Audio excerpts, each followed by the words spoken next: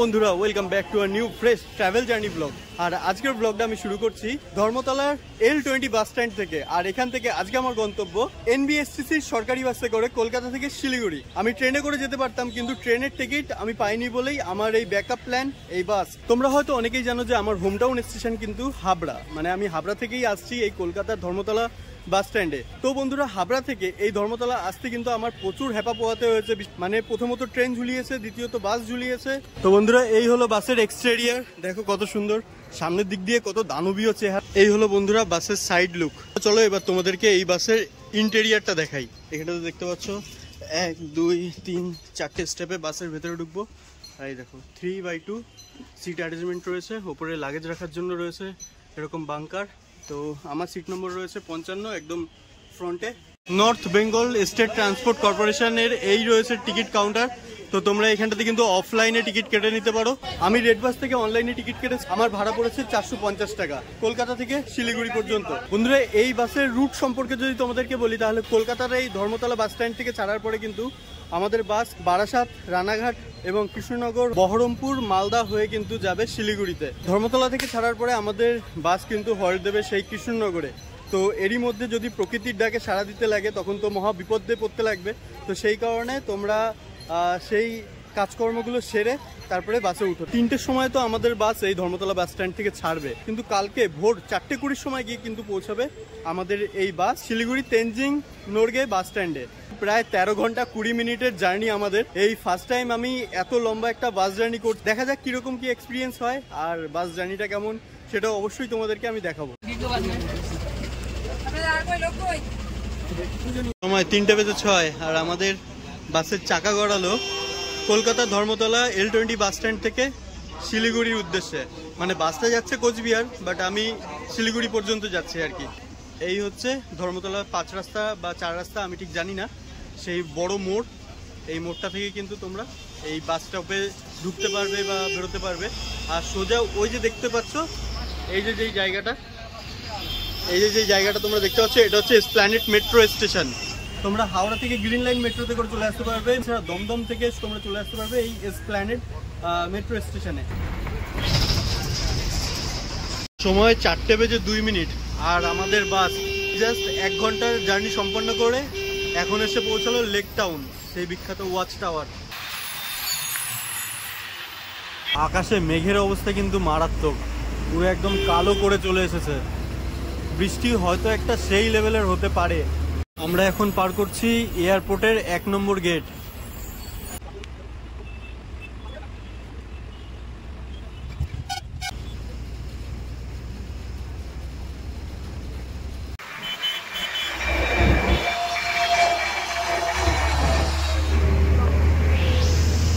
সোজা চলে গেলে কৃষ্ণনগর, ডান দিকে চাপাটালি, আর এখন এটা ডাকবাংলো মোড়।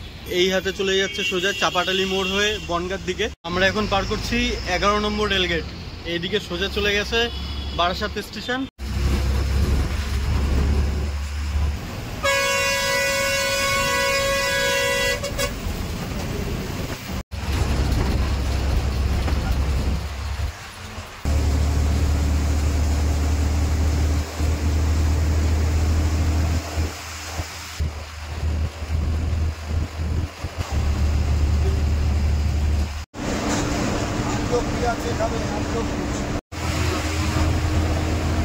সময় 6:50 আর আমাদের গাড়ি এসে দাঁড়ালো কৃষ্ণনগরে পান্থতীর্থ হোটেলের সামনে।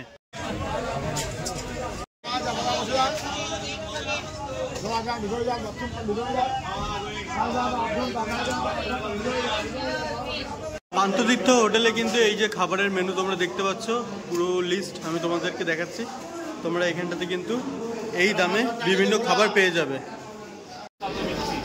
এখানটাতে কৃষ্ণনগরের বিখ্যাত মিষ্টি সরভাজা, দেখো সরভাজা পাওয়া যাচ্ছে। কত করে দা? 600 টাকা কেজি। তো বন্ধুরা, এই পান্থতীর্থ থেকে নিয়ে নিলাম এই যে রুটি আর তরকা। তো এটা রাত্রেবেলা ওই 10টা নাগাদ খাবো। এখন তো সবে 7টা বাজে, এখন খাওয়াটার কোনো মানেই হবে না। তো এখন এই যে সরভাজা নিয়েছি, এটা টেস্ট করবো। এই রয়েছে সরভাজা। এই যে আমাদের বাসটা পান্থতীর্থ হোটেলের সামনে এসে দাঁড়িয়েছে। তো এইখানটাতে আমি বাথরুম ইউজ করতে গেছিলাম, মানে বড় বাথরুমটা। বাথরুমের এত জঘন্য অবস্থা, ঠিক মতন পরিষ্কার পরিচ্ছন্ন নেই, একটা দরজায় লকও পর্যন্ত নেই। অনলাইন পেমেন্ট কিন্তু অ্যাকসেপ্ট করে না এনারা। তো তোমরা যদি এখান থেকে কোনো কিছু খাও বা নেও, তো সেটা কিন্তু তোমরা চেষ্টা করবে ক্যাশ পেমেন্ট করতে বা ক্যাশ পকেটে রাখতে। চলো আবার বাসে উঠে পড়ি, কেননা বাসের ড্রাইভার গাড়িতে উঠে গেছে, ইঞ্জিনে স্টার্ট হয়ে গেছে। আবার গিয়ে নিজের সিটে গিয়ে বসি। আর এখান থেকে কিন্তু আমাদের আজকে সেই বাসের ড্রাইভার চেঞ্জ হয়ে গেল। তো আমাদের গাড়ি আবার যাত্রা শুরু করলো তার গন্তব্যের দিকে। তো এরপরে কোথায় আমাদের গাড়ি স্টপেজ দেবে, মানে বিশ্রামের জন্য বা টয়লেট ইউজ করবার জন্য, তো সেটা আমি তো ঠিক জানি না, যেহেতু ফার্স্ট টাইম আমি এই বাসে ট্রাভেল করছি। এই কৃষ্ণনগর যে স্টপেজ দেয় সেটুকুই জানতাম, এরপরে কোথায় স্টপেজ দেবে সেটা তোমাদেরকে জেনে আমি জানাবো।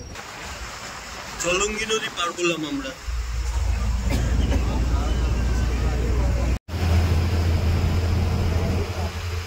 আমরা এখন পার করছি কৃষ্ণনগর আর বহরমপুরের মধ্যে এই টোল বুথটা।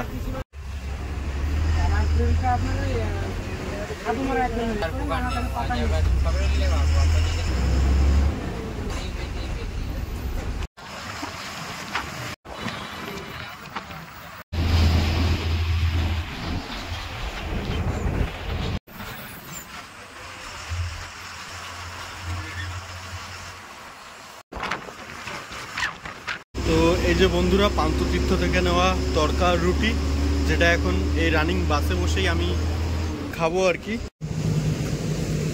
সময় এখন 9:54। আর আমাদের বাস এখন এসে দাঁড়ালো মোরপুর বলে একটা জায়গাতে।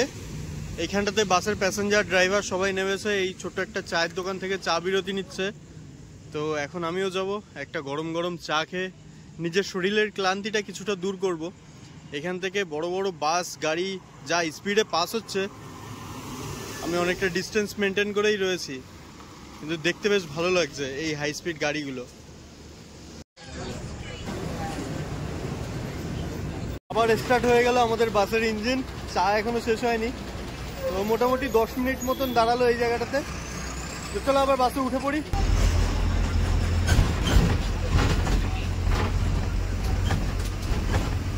সময় 10:58, আর আমরা এখন চলে এসেছি পুরো ফারাক্কার ব্যারেজের সামনে। এই ব্যারেজ এখন আমরা পার করব। ব্যারেজের উপরে বিশাল পরিমাণে জ্যাম রয়েছে। এই শুরু হয়ে গেল ব্যারেজ। এই ব্যারেজটি এমনই একটা ব্যারেজ, দেখো রাস্তার পাশে রয়েছে, মানে এটি কিন্তু গঙ্গা নদীর উপরে তৈরি করা একটি ড্যাম। আর এই ড্যামের ওপরেই কিন্তু রয়েছে রাস্তা, মানে রোড প্লাস রেল লাইন। এই রেল লাইনের উপর থেকে আমার প্রায়বার যাওয়া আছে, কিন্তু এই রোডের উপর থেকে এই ফার্স্ট টাইম আমি জার্নি করছি। ট্রেনে করে গেলে প্রত্যেকটা গেট, মানে গেটগুলো যখন খোলা থাকে বেশ ভালোভাবে সেইগুলো দেখানো যায়। একটা ট্রেন পাস করছে।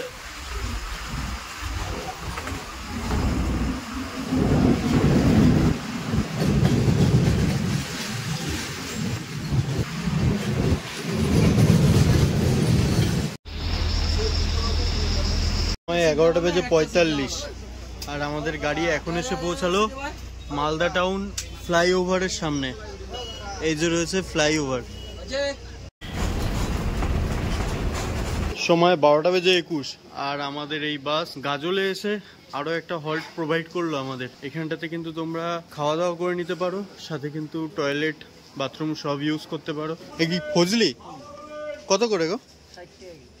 60 টাকা কিলো ফজলি। বাসের মধ্যে রুটি আর তরকা যেটা আমি খেয়েছিলাম, পেটে আর সেরকম কোনো জায়গা নেই। যেহেতু বাসে জার্নি করছি, পেটটা একটুখানি গোলাচ্ছে, তো সেই কারণে হজমের জন্য একটা আইসক্রিম নিয়ে নিলাম। এই আমুলের আইসক্রিম, দাম পড়লো 20 টাকা। এই আমাদের NBSTC বাসের পাশেই কিন্তু এসেছে আরাধনা থেকে শিলিগুড়ি যাওয়ার বাস। এটা কিন্তু স্লিপার ক্লাস 2x2। 10 মিনিটের বিরতি সমাপ্ত করে আমাদের গাড়ি আবার রওনা দিল গাজল থেকে, এবার শিলিগুড়ির পথে।